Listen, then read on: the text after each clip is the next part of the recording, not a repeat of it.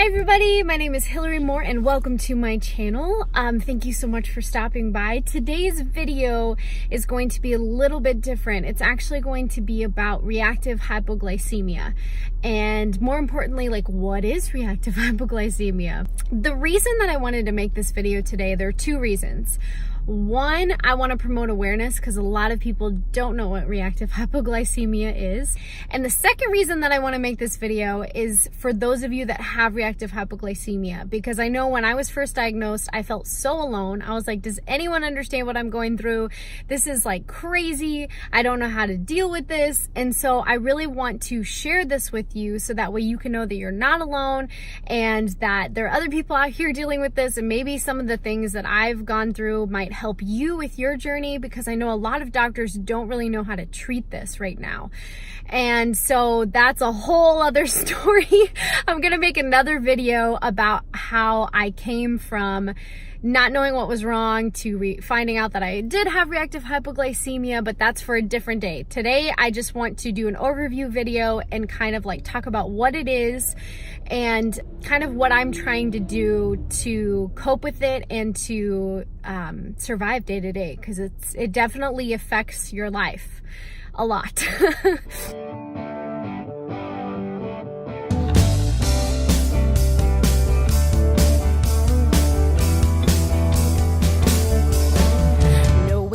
Won't do to take off driving my car.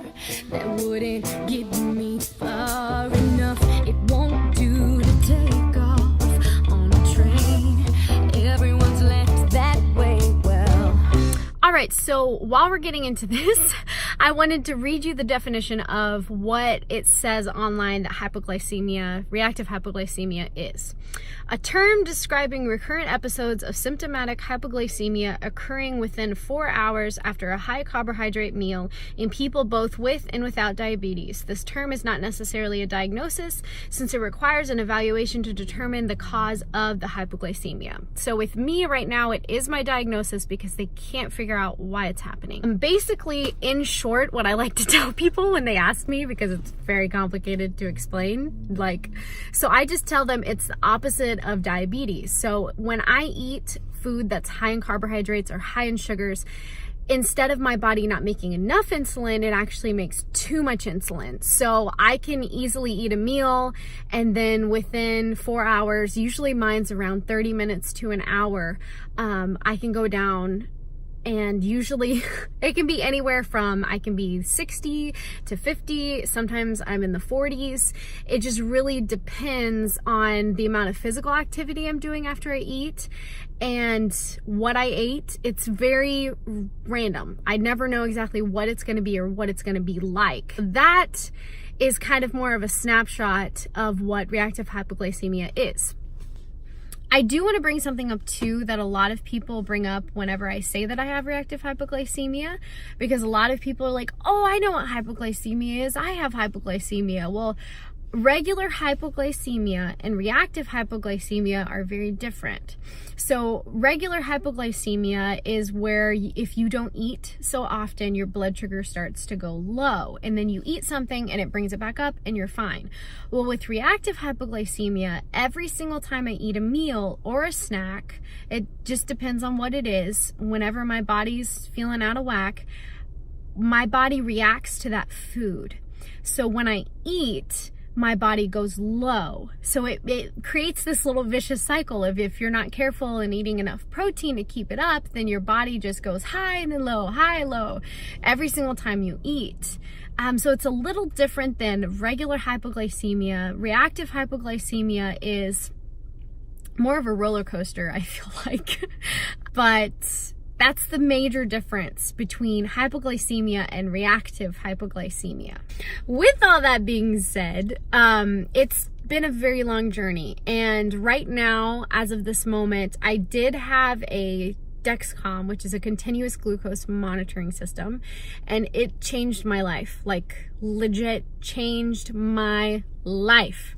Right now, my insurance will not pay for it because I'm not diabetic, which I think is really ridiculous. That's going to be another video in itself because it's a very long story. I'm getting a new insurance soon, and so I'm crossing my fingers that they're going to pay for it. But the way that I am balancing it out, I just started trying to do a ketogenic diet because it's low carb and my body can't handle carbs. I'm almost carb intolerant.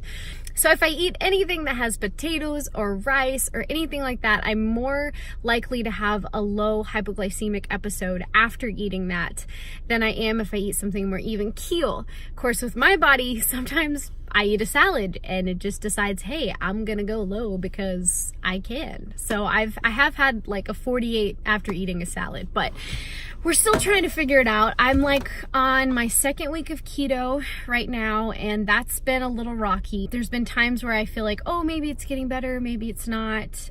So if you have reactive hypoglycemia, or if you want to know more about what reactive hypoglycemia is and what that's like, sorry, I'm like filming, there's like people watching me. If you want to know what that's like on like a day-to-day basis, then I want to post some videos. Let me know if that's like something that you'd be interested in seeing, because I do want to share that with you. And I do want to say one thing too, to those of you who maybe you think this is what you have, but you've never been formally diagnosed. Sometimes doctors don't know how to treat you. So it gets very complicated, and I've been where you're at, and it can be a very tough road. And I just want to tell you to hang in there, because you know that there's something wrong with your body. Like, I've had people tell me that didn't know what reactive hypoglycemia was, that there's nothing wrong with me. And I knew that there was something wrong. Like, I'm having low blood sugars like all the time. Like right now it's a little better, but I would have anywhere between 3 to 4 or 5 episodes a day where I'm going low. So I'm like, there's definitely something wrong. Like, this is not in my head. Like, I'm checking this and it's pretty bad. So I do want to do a more detailed video if y'all are interested in my journey of what's led from me not knowing what the heck's going on to actually being reactive hypoglycemic, because I think that it's very important for those of you who are, because I went through so many struggles, and if I can help one person, these videos are worth it. So thank you so much for watching. I really hope that this helped you. If you have any questions, or you just are curious, or if you have reactive hypoglycemia, I really hope it helped you, because I know that when I was first diagnosed, I wanted this. I wanted somebody to say, hey, I know what you're feeling and what you're going through, and I get it, and this is how I cope with it. So if you'd like to know more about that, and if you need more information about that, please subscribe and follow me and turn on the notifications, so that way you are along with me on this journey, because that is what this is. This is definitely a journey. It's a process. I wish it wasn't. I wish it was easier. You could just say, hey, I just take this medicine and I'm fine. And sometimes I was for a little bit, but that doesn't always happen. So come along on this journey with me, and we can get through this together. You are not alone. I just want to put that out there. And thank you so much for watching.